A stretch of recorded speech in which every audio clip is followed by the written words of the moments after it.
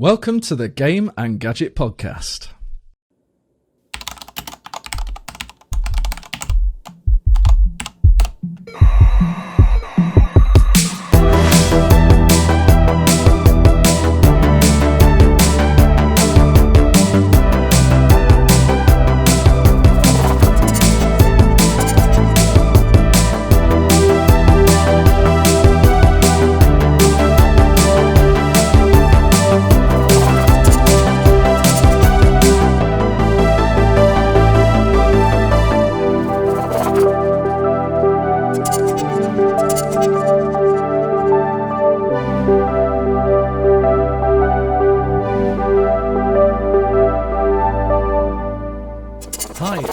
Woodcock from pixelrefresh.com, and today I have with me the most guests we've had in one podcast. Bit of an experiment.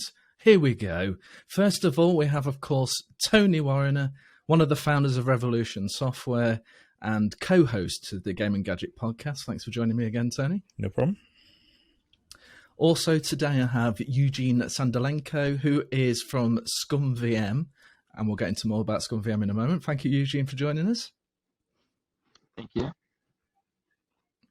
And we have Aaron Fothergill, who's got a rich development programming history as well, which we'll dig deep into in a moment. Thank you for joining us, Aaron. Hi. So, just to get us started, today is quite an apt day to be recording this because it's been 20 years, ScummVM, since their very first commit of code has existed. 20 years of an open source project. Now, when I think to other open source projects, some can stand the test of time and others can disappear, end of life. Maybe someone will take it on, maybe no one will.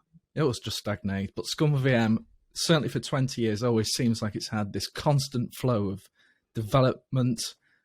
Developers have sometimes come and gone, but the amount of work that goes into it continues with new titles supported all the time. Eugene, you must be very proud to say ScummVM's been around for 20 years. Absolutely. But I would like to share that it's not belonging to me. It's a whole team. And it's really been growing. And the last year is tremendous, especially in the number of commits. I was looking at the statistics, and in the last year we have 160, I think 4 or something people contributing their patches, which is amazing. And yeah, this is definitely something to speak about, because thanks to the project and effort of people who've put in there, a lot of games, and old games like Tony may relate much more, can be played together today on the modern platforms, on anything which has a screen. Actually, we have even things working on that where on the fridges, even ScummVM. That's what I wanted to say. ScummVM on a fridge. Wow, that's special, isn't it? So I wrote a bit of a post about ScummVM with it being the 20th anniversary, and I did remember looking at that. One of the earliest sort of code submissions was actually a Dreamcast port. And it just sort of triggered, even early on, people were thinking, what can we port this to? And ScummVM, for those who don't know, allows you the ability to play classic point-and-click adventure games. And there are certainly many out there. So Tony will recognise a few of these titles, such as Broken Sword, Beneath a Steel Sky, just to name just a couple. And then from other developers and publishers, you've got things like Simon the Sorcerer, and you've got all the LucasArts games like Day of the Tentacle, Full Throttle. And now you've also merged with Residual VM, which is like some of the more 3D based ones as well. So Grim Fandango. But to have, so you mentioned there, what's it, 164 people submitting code in just the last year alone. How on earth do you organize and structure that so the code is still of a good high quality with just so many people? That's a very good question, and I can tell you that it keeps amazing me, because the actual foundations of the, like I'm talking about the architecture, was laid down 20 years ago, and only few major changes were since that.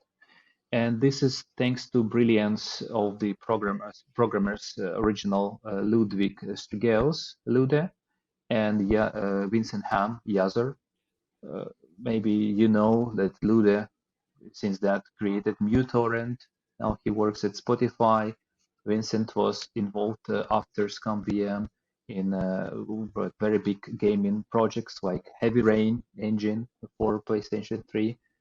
And this is what they did. And the cleanest of this, I can tell you that I work professionally as a developer and these times as a manager. But ScummVM code is so far the one of the cleanest codes which I was working in. When the professional industry, it's hack and shape, we strive for quality, and we have several guidelines which we, I would say, even patrol for. And as a result, we demand that new submissions, especially bigger ones like new engines, they always comply to these standards. And this makes the code base maintainable, which, by the way, now is more than 3.5 million lines of code. It's a big project. Yeah. That is a beast of a size. For those who don't know, my background's actually as a project manager in e-commerce. So I look after, as a project manager, Magento, Shopify, WooCommerce. And I work with developers and sort of stakeholders. And I'm sort of that guy in the middle, helping clients get what they want from an e-commerce website. And then on the other hand, I'm sort of passing on that information to developers. So we create issues, for example, and we have a process called, not Scrum. We should probably call it ScummVM, but no one's going to appreciate that maybe.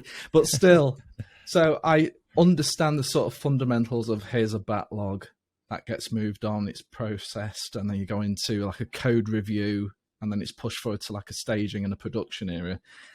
How does that translate to something like ScummVM when you have so many people? What is like the process of, I have an idea, I want to code something, and then it gets to that stable build of ScummVM? We have very steep entry threshold, I would say. So if a new developer would like to join the project and get permission to direct commits to the code, they have to work first through the pull request on GitHub. And we are looking, like maybe dozen of people are looking into the code quality issues, and the developer has to fix it, learn it. Sometimes it's really painful for the process for them. I remember I myself was doing reviews and was providing like 50 notes, which has to be sometimes require lengthy work. But once we have a confidence in the quality of the submission, then we grant the access. But still after that, several developers which have been with the project hanging quite like over a decade, they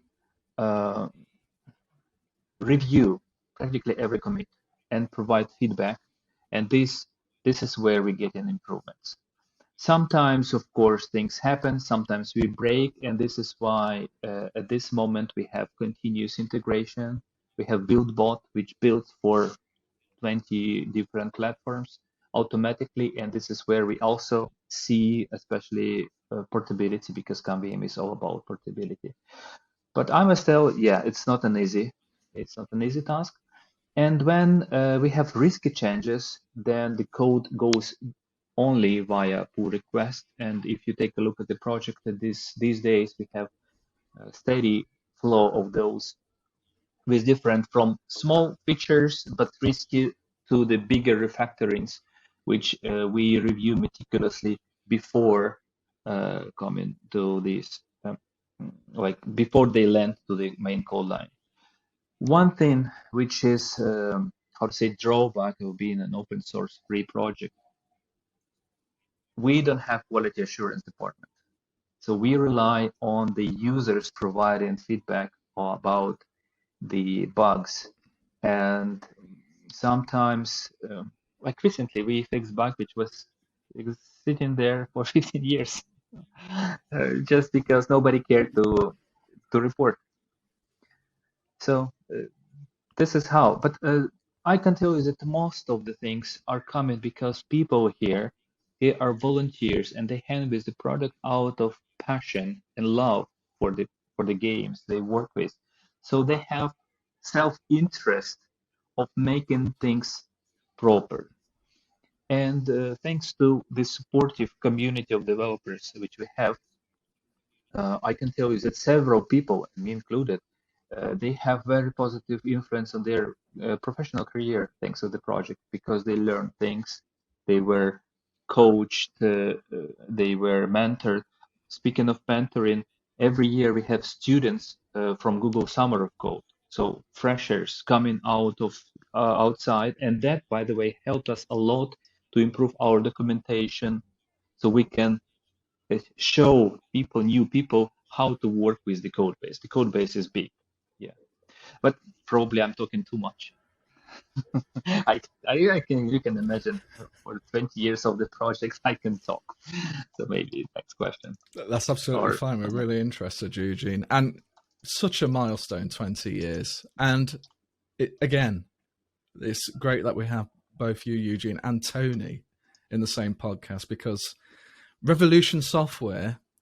So I remember, again, I've been going through sort of some of the history of ScummVM and like picking out some of the highlights throughout the years. LucasArts originally weren't that keen on the idea of ScummVM. Let's just put it that way. Revolution Software, however, said, here's the source code. So, Tony, I mean, how much do you know about those sort of conversations and making that source code available to ScummVM? I mean, not every publisher and developer were as keen as Revolution. Well, yeah, I remember it quite well because, I mean, I think the email came to me, and the original one saying, how about it? And I then sort of took it up with Charles and Norrin and Dave Sykes at Revolution at one of the founders meetings we would have had once a month. And I kind of thought that there was no chance. You know, I thought it would be just seen as a bit risky or controversial. I mean, the easy answer is no. We know we're not going to give our source code out. Why would we? You know, who are these people? You know, this kind of thing. I didn't know which way it was going to go. But in actual fact, it was quite an easy sell to the other guys who didn't. Not all of them knew what the project was, you know. So it was a very brief conversation. We said let's do it, you know, and off went the source code. I mean, I think it was Joost Peters who probably wrote to me first of all. I mean, Joost of course works at Revolution now, and I worked with Joost there for many years, a decade or so at least. So I mean, that's how I met Joost, from that initial email, which I think would have been requesting either Lua or probably Steel Sky source. I think it was the Steel Sky source, the first one we ever supplied. And yeah, I mean, we didn't know that much about it, and I kind of thought, well, you know, they'll take a look at our source code and say, forget that, you know, it's going to be because the other thing was Beneath a Steel Sky was actually assembly code. And I'm not sure they were expecting that at all. So I mean, I thought, you know, they're going to get this zip file and unzip it and go, you know, holy shit, what's this? This is 8086 assembly. You know, we weren't expecting this at all. You know, so and I was as surprised as anyone when they actually figured this stuff out and put it into proper C++ code. You know, it was amazing to see it. So, but I mean, it did exactly what we wanted to do, which was it preserved our games and kept them playing. You know, kept them going. So, you know, there would not be Beyond the Steel Sky, I don't think, if we hadn't kept Beneath the Steel Sky alive via ScummVM. So it was an extremely good decision on our part, I think. Well, what a lovely accolade that is. Thanks for sharing that, so that's brilliant. And Aaron, so we're talking about sort of modern development and so many people involved. And I guess you would have come from that time where individual programmers were like all encompassing and all powerful, and could actually get something from start to finish almost. Yeah, I mean, I've written, I actually stopped counting at around 100, but I've written over 100 games. But by what would now, thanks to mobile, games can be counted as things a lot smaller than they used to be. So as soon as we started doing stuff for mobile, I realized a lot of the stuff I'd done back, I used to write 10-liner games, for instance, on the Amiga that were actually better than a lot of the stuff coming out on mobile originally. And it's like, okay, right, that's it. I've written 100 games now because I've done hundreds of those things, you know. But I've also ended up working through a couple of companies at Argonaut Games as well. So I ended up at the stage where it's like I've gone from being a well, not solo developer, but usually me and my brother Adam would be doing my art and sound, for instance. And we both ended up at Argonaut and a couple of other smaller companies before that, with having to work with other people. And it's the whole having to learn to play nice with others thing that is a very different scenario from when you come as a solo developer. And some of the platforms you've had experience of, so the CD32 always makes me smile. Yeah, that was fun. So we had the Amiga, and then they said, "Oh, okay, all these consoles are being released," and there was certainly around that time lots of consoles being released, like the Atari Jaguar, for example, and then the other mainstays. But then they didn't want to be left behind. They had to have the CD32. You remember a TV series called Scrap Heap Challenge, where each team had to go out onto a scrap heap, find whatever bits they could, and make something like a racing car or a flying machine and stuff like that.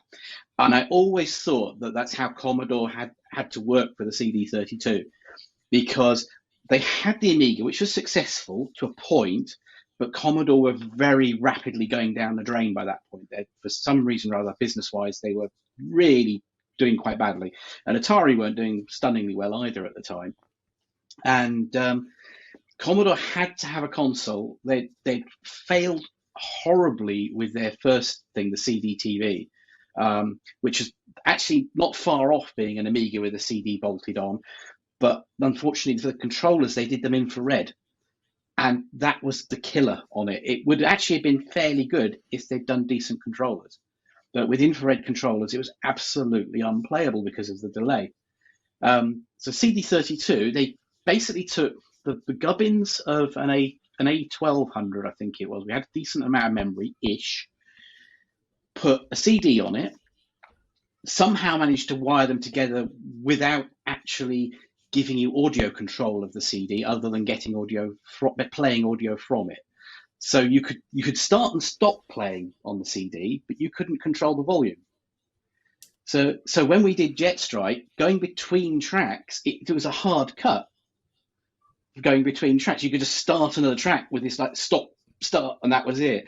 So we actually fade out. Yeah, we deliberately played a sound effect over the join, because that's the only way to cover the fact that you've got a whacking great join in your audio going on. And then there was all sorts of fun things, like you didn't actually have enough RAM for most games unless you killed their spinny logo thing, because they had this wonderful 3D spinning Commodore logo that came up at the start for CD32 that ate up all your actual fast RAM. So you had to kill that, otherwise you wouldn't be able to start. It had 1K of non-volatile memory for everything on it. There was no other save memory for anything other than the 1K that was shared between all the games on it. So typically you'd play one game, have maximum of 1K of save data for whatever you're doing with that game, and then the next game you put in, you have to wipe your save data and save that game instead. Wow, and I thought the Sega Saturn was mean on the whole save game front. Oh no, that was its worst bit. I do suspect as well it was very much like the Jaguar, where the non-volatile RAM was probably maximum of 100,000 writes or something as well. So I suspect most CD32s wouldn't actually last that long if you were using them. because you'd end up with your flash RAM basically burning out. And then actually developing for it was hilarious. You had a little box that plugged in on the back that let you connect floppy drives to it. So as a developer, you could then boot off a floppy drive for your game, run that, and you could still access the CD. But until you burnt your first CD, you don't have any data for your game. So you're having to swap floppies in and out.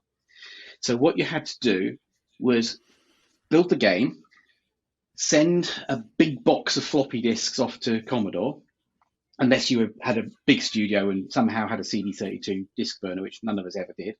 So you send this big box of disks off to Commodore. They send you back a gold disk that you can now use. So you now make a new boot disk with a new version, run that and access the data you've burnt from the previous version off the CD, progress it, send them another box, and so on. And then if you want to add music, we were one of the first, I think we're probably, if not one of the first games to use full-blown studio-done music on the CD. And to do that, we not only had to send them a box of floppies, we had to send them a DAT tape that they then had to transcode down onto CD. And then it would come back to us. And eventually, after many months of rinse repeat, you end up with the final gold disc, which our publisher sent the previous one off by mistake to be mastered. So the original version of Jet Strike for CD32, you can't get past level 100 of 150 because there's a fatal bug in it. Because our publisher sent the wrong version off to be mastered. And so the later version that, what's the name, Grand Slam put a compilation together of Game of Gold ones and put it on there, which actually did have the final version on. So that one's the one to get if you can get hold of it. But they are rarer than unicorn stuff, you know. Yeah, wow. we did a broken a Steel Sky a CD32 version, and I don't remember anything about it whatsoever, doing it or testing it or developing it. I don't remember anything. But there was one recently popped up on eBay, because I have a bunch of searches, automated searches on eBay for all our stuff because I'm obsessed with buying our old stuff up. And there was a CD32 Steel Sky came up for sale, and it was like 400 quid or something. Yeah, because it's so rare. And I was thinking, I really want this, because not even I have one of these, and I've got everything. No. I've got like I've got like Czechoslovakian Lure of the Temperatures and all sorts of stuff that like no one else even knows it exists. But I haven't got a CD32 Steel Sky, and I couldn't afford it. It was like so expensive. There's just no way I could justify spending the money. That's the thing, is that especially the CD32 and the even more rare AGA special versions of our games go for more than we ever made off those games. So, you know, we had a slightly dodgy publisher at the time. we never earned 400 quid from the CD32 version, that's for certain. Yeah. Well, the thing is, we should have earned a fair bit, because Jet Strike actually got in the top 5, I think, on the CD32, and was doing pretty well. But our publisher vanished. Basically, they declared themselves bankrupt before ever paying anyone any royalties. So sounds about right. Yeah. So why the CD32? What drew you to that platform? In our case, it was because we'd already been doing Amiga games. We had games ready that would go on it fairly well. And the CD part, because Adam and I were both musicians at the time. Adam was becoming more serious about it. I was sort of a serious home studio buff at the time, but I was starting to realize that what I wanted to do was focus on writing games, whereas Adam was starting to switch into more actually working with the studio. So it was like, well, yeah, we could do a decent game. We can expand the game to more of what it could be, but also we can do a full-blown soundtrack to it. And that was something it was a really relatively easy thing in theory to do for the CD32. And we were desperate. Basically, our publisher wasn't really paying us anything. And we needed something out there. And it was like a bit of a Hail Mary, as the Americans call it. You know, if CD32 had been popular, then we could have done pretty well. Sounds like the 90s. Yeah, but most of the platform releases we did, I think, on stuff were all those sort of Hail Marys. It was like one just about survival to the next. I mean, at the time, we got into doing the Amiga purely because I was running the STOS Club on the ST, and then Mandarin asked me to do the Amos Club as well. So of course I'm working with Amos, and most of the stuff I was doing was Amos and assembly language together. Jetstrike was actually a heavily rewritten version of Amos because Francois Lyonnais gave me a copy of the source code, so I could optimize it for specific use. So it was just like a easiest way through kind of thing. There was, rather than start again on a completely fresh code base and so on. But we did do Base Jumpers as a game after we did Jetstrike, and then CD32 came along, and we actually did a CD32 version of Base Jumpers, but I've never seen it as a boxed copy anywhere. Put that in your search, Tony. Yeah, that one would be a major challenge for any collectors. I do believe it was published. There was an AGA version which had all the extra levels, and the CD32 version had all the extra levels and a classical music soundtrack, because our publishers didn't want us spending any time on it, so they just basically nabbed some public domain classical music and said, "Can you use this?" And I go, okay, fair enough. It's crazy enough, So you're falling down the side of a building to Debussy or whatever, Genius. It worked, actually. Again, we had to do exactly the messing around with stings between the tracks, because you couldn't crossfade music or anything on the CD32, and that was like, it's a machine that you can play music on. It's a CD on it, and the first thing you would think of is, how do we control the music? But Commodore bolted on, bung a couple of wires across, just give us play control. That's about it. And the funniest thing was, as we were basically going bust at the time, and our publishers were busy going under, we had a request from Commodore, because they were really in trouble. And Commodore said, "Oh, can you send us 50 copies of each of your games so that we can go and do a big promotion campaign with them?" Which, of course, our publisher did. And we found out a couple of months later that Commodore's marketing department were getting those copies of the games and selling them so that they could try and pay some of the wages, because they were so short of money at the time. Commodore market stall. Because it's shown up in small ads in some of the computer games magazines of Commodore 32 games, these games for sale, and it turned out to be someone at Commodore selling. That's like going to a burger van and it's like Tim Cook running it, Yeah. Well, it's very good at distribution, so why not? Yeah. The whole thing's a facade. Yeah. It does make me smile though, to think, here's CD, this technology brimming with data storage capacity, and there you are sending tons and tons of floppy disks off to get your first gold master. Yeah, it was, and then still sending them for each gold master, to keep updating. Yeah, basically you had to send the CD's worth of data each time to get the new CD, and you're always working one set of data behind on the thing. And then, of course, we went from that, having shut down after the publisher went bust. We couldn't carry on with doing our own company then. So I shut down, eventually got a job up at a company called Electric Spectacle up in Newcastle, who were really good, but they were, of course, working on Jaguar games. So it's like, one frying pan to another. Yeah, straight out of one frying pan into the fire by the sounds of it. Yeah. But it was an interesting time in console hardware. There was all these new challenges, and when the Sony PlayStation came along, I'm sure there was, because of that console frenzy of the Jaguar, the CD32, the Sony PlayStation. But there's the Sega Saturn. Sega's been around for a while now. The Mega Drive was very successful. What are all these new contenders going to achieve? And Sony, I think, surprised everybody. Well, I think really that's a thing of all the new contenders disrupted things. At the time, it was Atari would basically hung on to their old stuff for too long, so they were dropping out. So there was a bit of a gap, and Nintendo and Sega were pretty well established still. And then it was just a case of, because everyone else was diving in to try and fill in this gap, and Atari were trying to plug the gap with the Jaguar and obviously failing. And there was new technology. And because of all that chaos, Sony were able to come along and say, well, look, yes, here's the chaos refined into something that actually works and has sensible amounts of storage, and you can access the CD properly, and it has enough memory and it's got games on it, which was the critical thing. And of course, history was written. Yeah, we never had a console from Acorn. But Acorn does have one in the eye for pretty much every console manufacturer ever to exist, because they were brought as ARM, the ARM chip.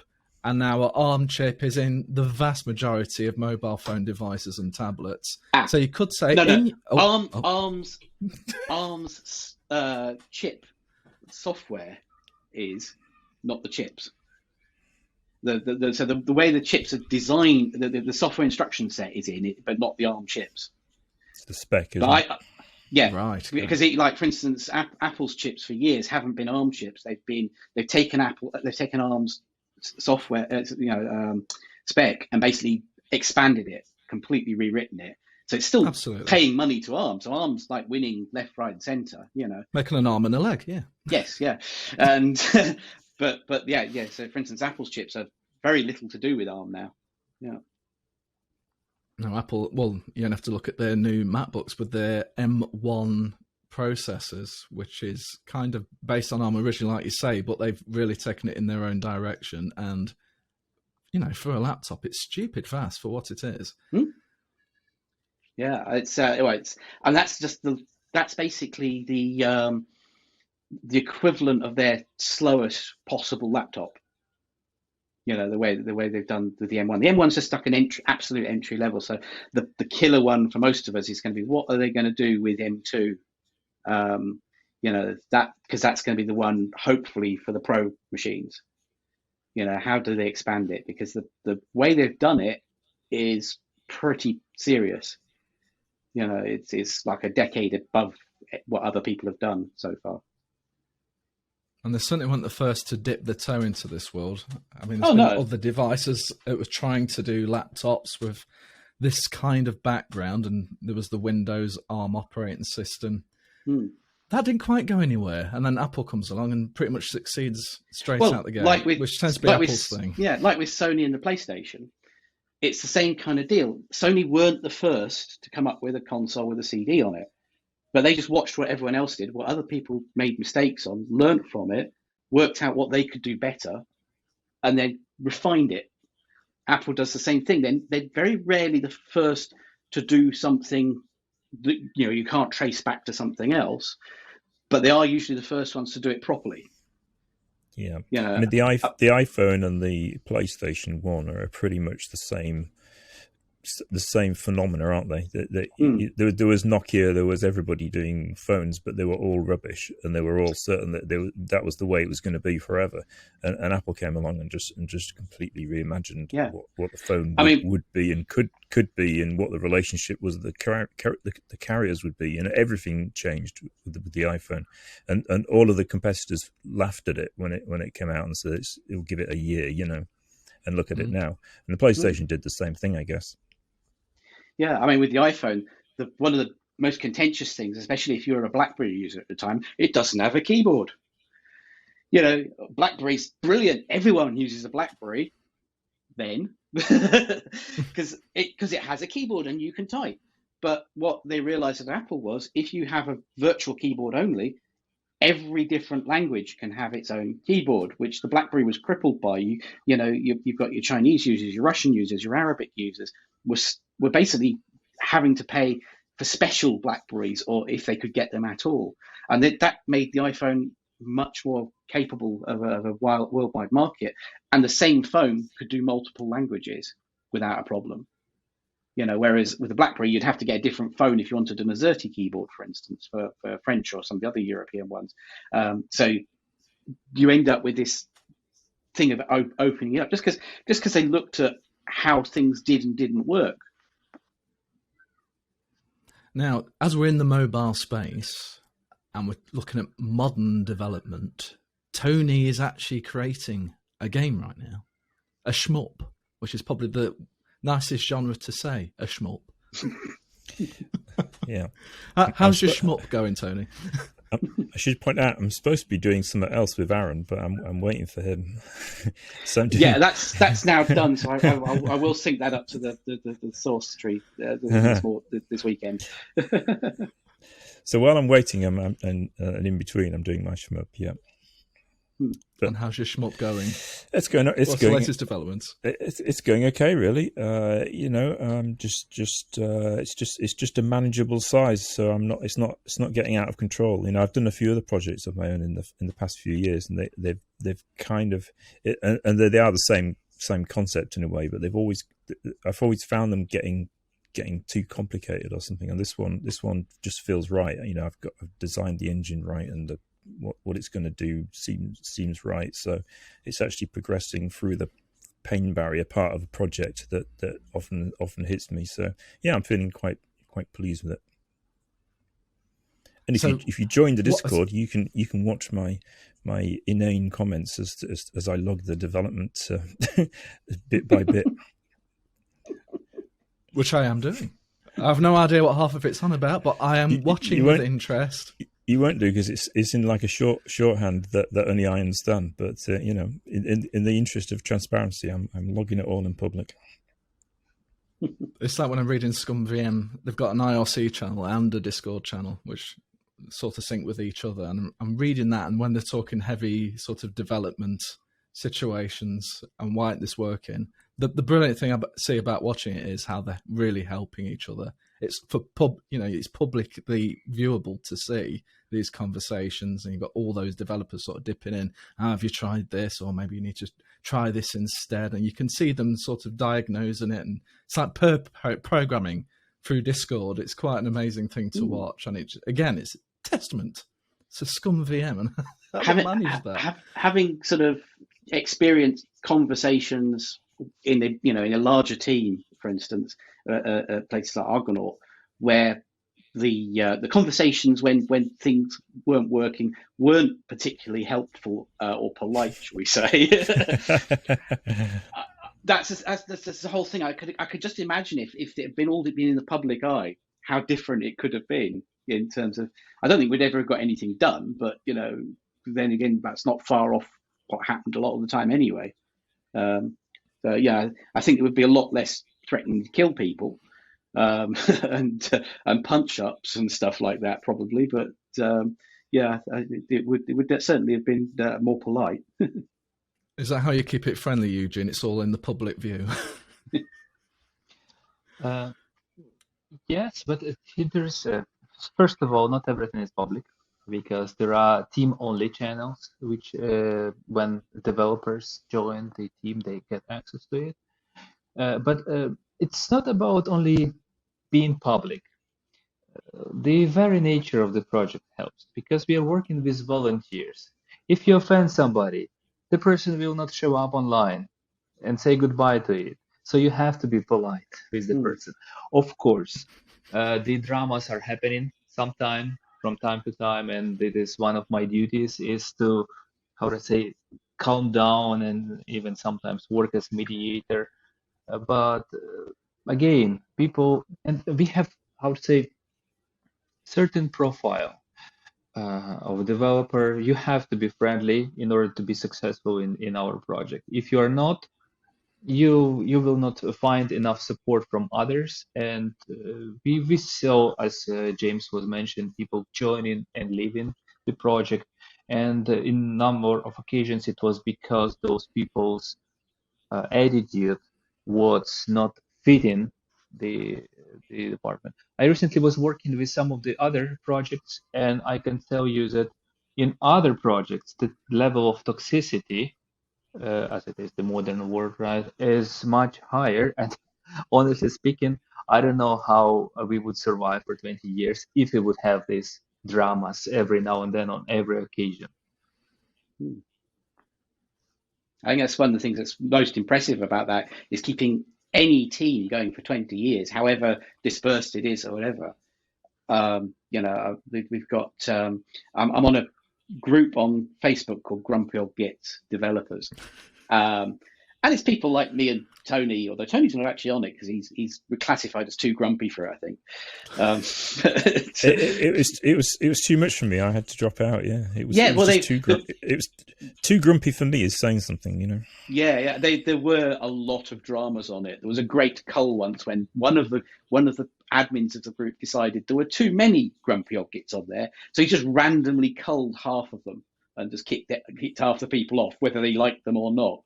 And they were the kind of the old software industry, the old games industry, were that lot in a nutshell. And we'd have things like commenting about the fact that, yes, we used to comment code, but you would have to, if it was going to be reviewed by another company, you'd have to go through and clean out all the swear words in the code and the people attacking other people's code in the comments. It's like, oh, so-and-so check this in and it's rubbish. You shouldn't do it. Using slightly more swear words usually, what is he doing on this project? There's all this sort of stuff hidden away in a lot of the code. And some code still has that in. So again, it was a very, very toxic environment. I would say a lot of stuff. There's some very good stuff going on, but especially some of the old school games companies, there was a lot of toxicity going on. So when you commented in code, and this goes to all of you, particularly when you rewind in 20 years or so, did you ever have the expectation that years later there might be actually someone reading this and get some sort of historical significance out of it? That must be quite a brain teaser. No, we really didn't think anything. I mean, Revolution famously has lost all of its early game software source code. So the only reason it still exists is because it went to ScummVM, who managed to properly preserve it. We never thought it had any value whatsoever. No. But yeah, I went and had a look at some of that stuff recently on the ScummVM repo, and I was amazed to see a lot of my old comments are still in there, which is pretty shocking. I mean, it wasn't toxic, but it was random, bizarre nonsense. A lot of it preserved forever in public. I think it's quite good that most of my much earlier stuff got lost. Hard drive failures, lost disks, formats that just don't exist anymore, that kind of stuff. And because at various points in time, publishers have said, oh, well, can we take this, send it to this guy, and he's going to port it to something. And until fairly recently, like in the last 10 years or so, everybody who's tried to port my code has gone crazy or disappeared, or just generally, no, I'm not touching this anymore. Which or joined Grumpy Old Gits. Yeah, well, it used to be my code has a certain style, admittedly. It helps me because I can see when it's my code immediately. I know that's my code. There's certain things I do, and it's almost become muscle memory for sort of going through the code to do certain things in certain ways, which works great. But some of my earlier code, especially, it was kind of like a Necronomicon kind of level stuff for other coders, and it didn't do people any good. So I have made it a bit nicer over the years. So Eugene, ScummVM is, you mentioned earlier, it can be on a fridge. I'm not sure the practical aspects of that. I guess it was more of, it's like Doom. Can we stick it on this pocket calculator, which is always a challenge I see on YouTube popping up time and time again. Can we install Doom and play Doom? So what was the thinking behind the fridge, and how on earth, again, do you manage so many ports to other platforms so it can be playable in things like Android, for example? Well, why fridge? I don't know. Ask the person who ported it there. But probably because it just had a nice tool chain. And ScummVM has a very, very high portability. I was mentioning Google Summer of Code, and this is where, if for those who don't know, this is where Google tries to pay back to the open source projects. So they basically sponsor students, but then the projects, and currently there is about 300 of them every year, they get these new people. But then they have Mentor Summit, where basically all of the prominent open source project people hand together. It used to be in Googleplex, then this year is going to be virtual, obviously. And this is where you know. And I can tell you that ScummVM is one of the most ported software, like working with the complexity. Of course, if you talk about zlib or whatever, but it has no interface. But out of things which has rich graphics, inputs, and everything, ScummVM and I would say NetBSD are the most ported ones. And this is why my estimation, it gained initial estimation proved to be right at this moment, that it takes about 2 weeks for a person who knows certain platform to port ScummVM fully to this new platform, because the underlying code, it's called OSystem. It is really straightforward what method you need to implement platform specific, and everything else is built on top of it. And this is why portability is there. I hope that answers your question. And the most impressive port, by the way, out of it, which impresses me personally, was on Nintendo 64. And it was done by a guy who actually put it in a cartridge, or draw flashable cartridges. Imagine that. And one of the first games he was working on, it's a Full Throttle, which is behind you, James, on the poster. Pretty complex game on a CD, but now imagine sticking it in the Nintendo 64 and it is working. Amazing portability.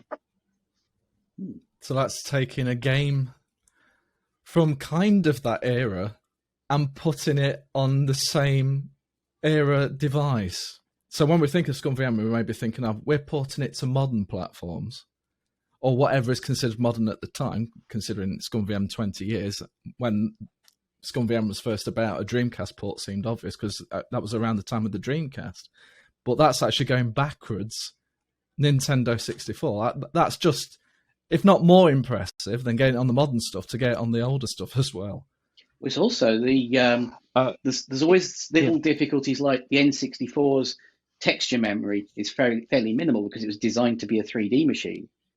So I can imagine trying to get 2D texture, 2D raster graphics displaying on it would actually be quite a challenge in a doing it in a good way. Yeah. We basically render on a texture and then bleed triangles with these textured triangles on the screen. And now, speaking of going backward, there is some guy who ported ScummVM on the original Amiga, original 68, 030 and 040 CPUs. He had to select only one engine, it was Scum, and he had to hand optimize certain graphics routines because it was not fast enough, but still he achieved it. And he was porting and Secret of Monkey Island, working Indiana Jones games are working there on original Amiga. Amazing. Blows my mind, it really does. No wonder you're so proud over there. So congratulations to you on your 20th anniversary. And now moving sort of to the modern mobile games. And this has kind of opened up a new era for programmers again, because it doesn't have to be this massive team. It can be just a team of a few people or even one person. I mean, has that sort of, for Tony and Aaron in particular, is this sort of brought back that original emotions you would have got, further back when you started originally programming things, giving you that opportunity to dabble in this arena again? It did.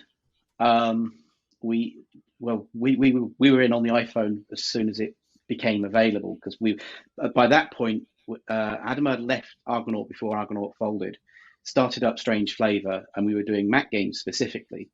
Did some Xbox 360 games when Microsoft was doing that. And we were working on one Xbox 360 game that never got released with a publisher. We were working with Freeverse Games, who'd become our publisher, and they said, "Look, we really, really want you to do some iPhone games because it's available. We think it's going to be big." And we're like, "Yeah, we agree.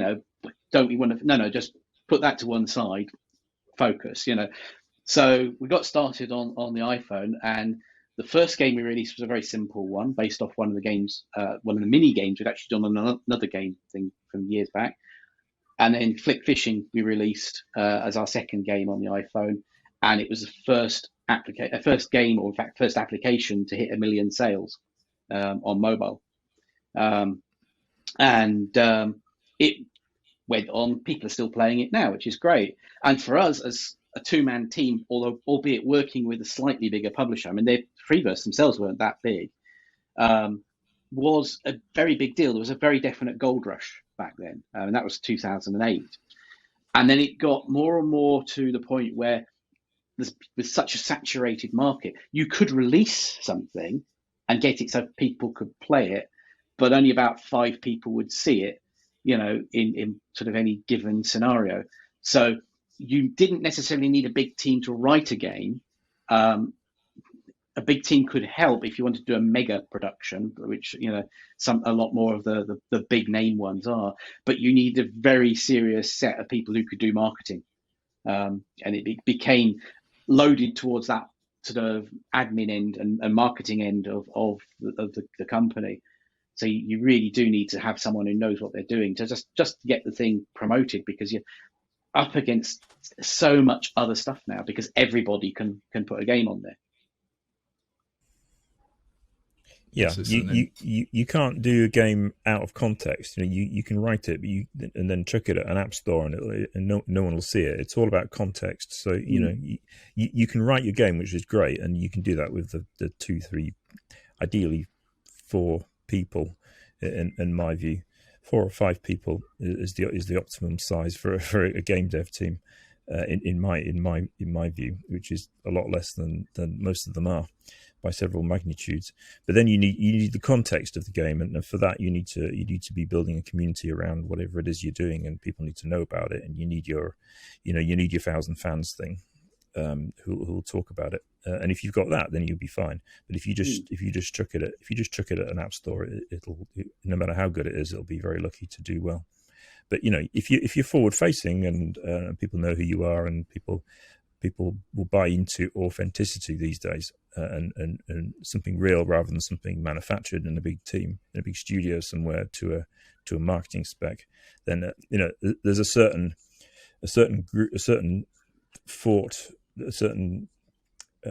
type of person who is looking for that authentic experience and will be attracted to what you're doing if it's a real thing. So the job is to connect with that audience, if that makes any sense. So how on earth are you going to release and sort of promote your SHMUP? And that's just an excuse for me to say SHMUP again. People know me from what I used to do, of course, and talking to you on this podcast and things like that, and having a very open Discord. I mean, I'm not actively promoting anything at the moment because it's too soon, but by being open and available long before this game will be finished, hopefully I'll connect it with a few fans or potential fans. Does it have an official title yet? The game Obsidian Hellscape. And who knows, in 20 years it might be ported to ScummVM. It might be. Unbelievably, perhaps it actually uses the same scripting system as Broken Sword. So there's lineage as well. Yeah. Okay. Synchronizing. You've got to go levels. into this.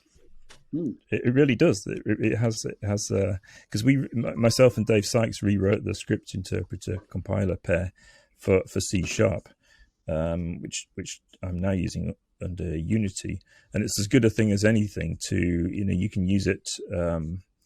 You can use it to coordinate what happens when George clicks on a locked door, or you can use it to synchronize the waves of aliens in a SHMUP. It works just as well. So in either context. So.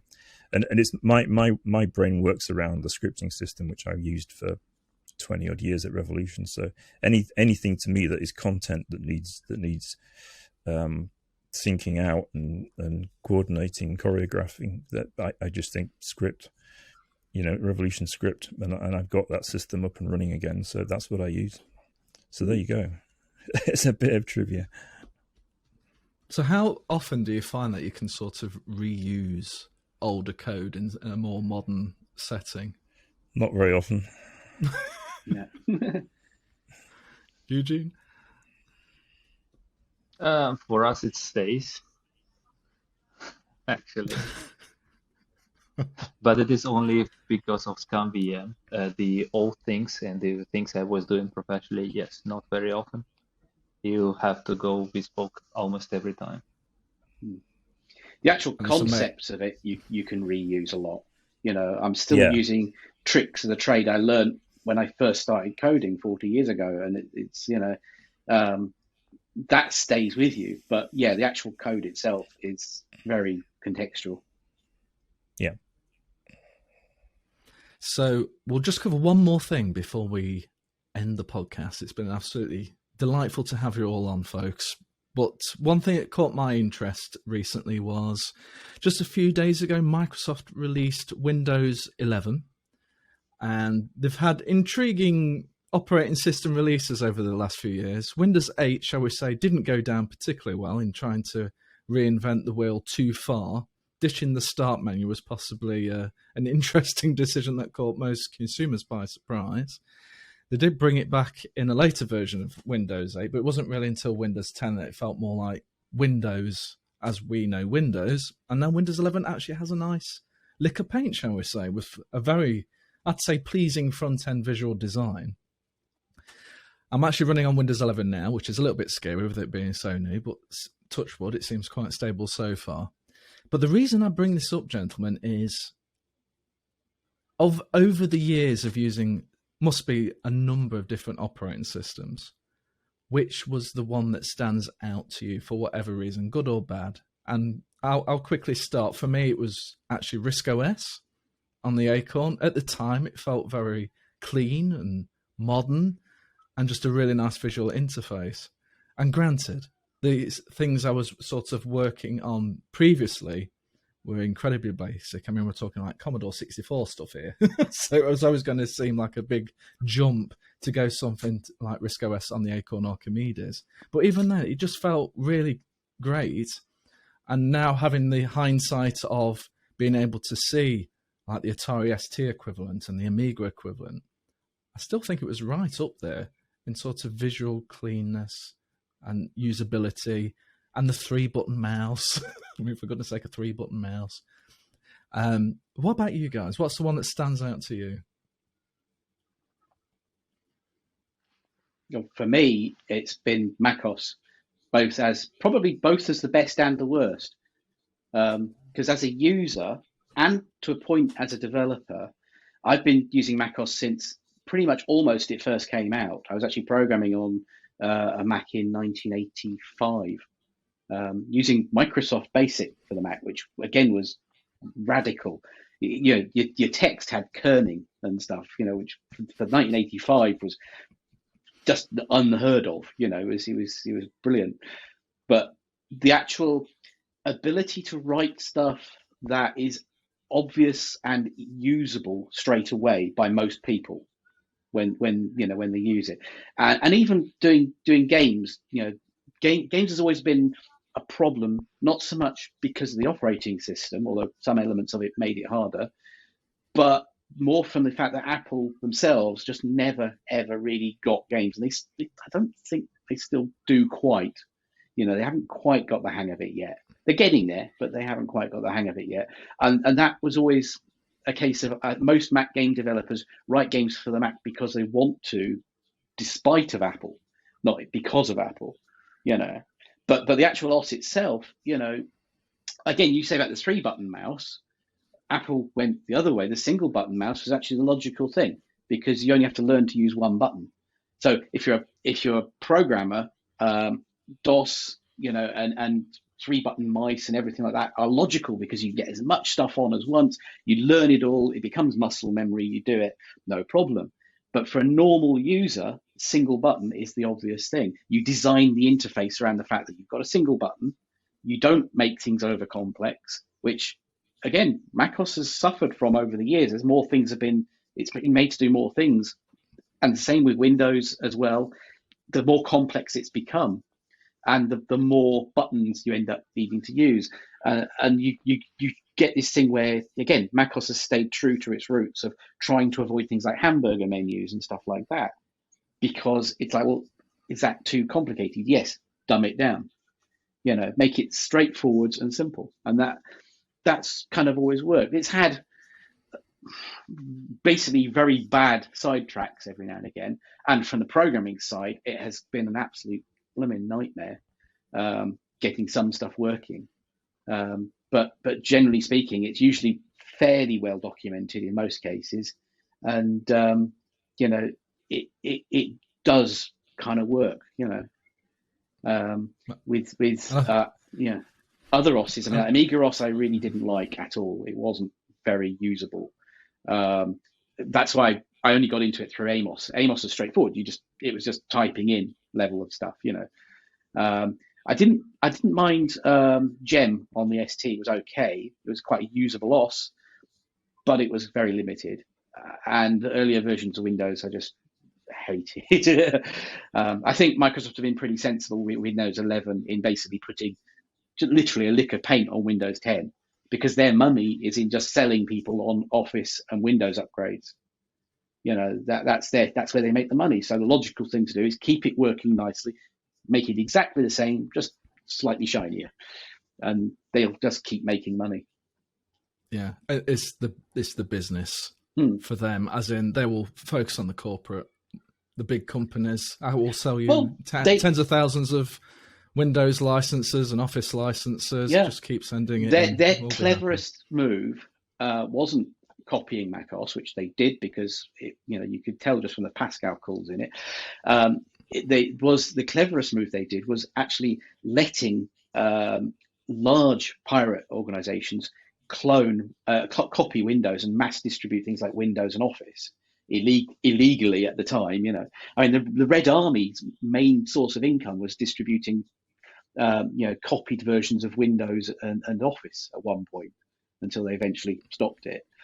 But by doing that, any other software that was trying to compete with it had no chance, because for most people, Windows and Office were free or very, very cheap. You couldn't do a professional level OS or a professional level Office application because you couldn't compete with free. And then once they all died off, Windows is, Microsoft is still selling those to the people who are actually paying for them, and they can gradually rein in the piracy a bit. So it's basically flood the market with free knockoffs, and then once you've got them all, there's no more competition. Go for it. Sounds like Apple lock-in there. Well, that's the daft thing. There wasn't really any Apple lock-in. With Windows, they did the lock-in by make it so everybody has to have it because it's the de facto one that everyone's got, whether you're paying for it or not, and then make everyone pay for it. Yeah. How about you, Eugene? What's about your sort of favourite operating systems and maybe not so favourite over the years? Speaking of design, I loved iOS before 7 when it was with skimmer prism. Yeah, I loved it, and I didn't like so much when they went to this flat tendency, which was invented originally by Google. And development-wise, I loved FreeBSD for many years, and this is why these days I prefer macOS, because it's FreeBSD with a very nice and sleek design on top of it, with the good and nice fundamentals of Unix, because I'm a Unix guy.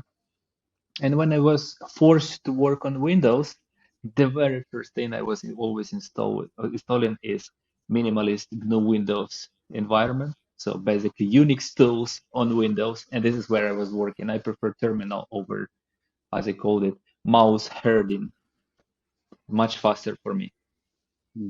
No GUI for you, just command line and off you go. Exactly. It's interesting. Yeah, and so yeah, absolutely. I mean, it's interesting you mentioned about the whole flat design thing with iOS 7. I like you. I loved some of the can't even say the word. But just before it happened in iOS 7, there was a podcast app, and I dread to think how long it took them to do this. But you'd select a podcast and press play, and then you'd actually see like a tape, and like the tape head going up, and then the cassette going round. And if you stopped it, it wouldn't just stop dead. It would stop and you'd see the tape flex, and it was just insane levels of detail. I was mesmerised. Screw listening to podcasts. Yeah. I was pressing press play and stop and rewind fast forward just to see this beautiful animation. And then when they went flat, you just got like the podcast image, and that was it. And it was quite disappointing after that. So I'm with you, Eugene. Maybe there were certain apps where they didn't need to go as far as they did in that realm, but still there were those quirky things where I think we lost something. I really do. And Windows Phone had Metro design, which was probably like the real true first flat design. Now, Windows Phone, we all know, didn't last very long in the end, and help by Nokia didn't help their fortunes go any further with it either. But Metro, as they called it then, was like, wow, this really is flat. It's literally just a solid colour with the icon in the middle of it. It's coder art. And how about you, Tony? You get the last say of the podcast. Well, I'll say the best programming environment ever was PDS, Programmers Development System, back in the 80s and just touching the 90s. I mean, it was just, I've spoken about this before, but you'd have an Amstrad 1640 PC and a wire going to the back of a Spectrum, and you would press compile, and you were looking at a second to compile. You were looking at half a second to send it down into the Spectrum, and then it'd be running. And you could literally iterate on a 3 or 4 second edit loop, which if you then extrapolate. I mean, I like to work by test something, tweak a number, like incrementing one at a time, some value, and running it 1,000 times to see what difference it makes. You would have liked the CD32. No, I probably didn't, which is why I've forgotten all about it.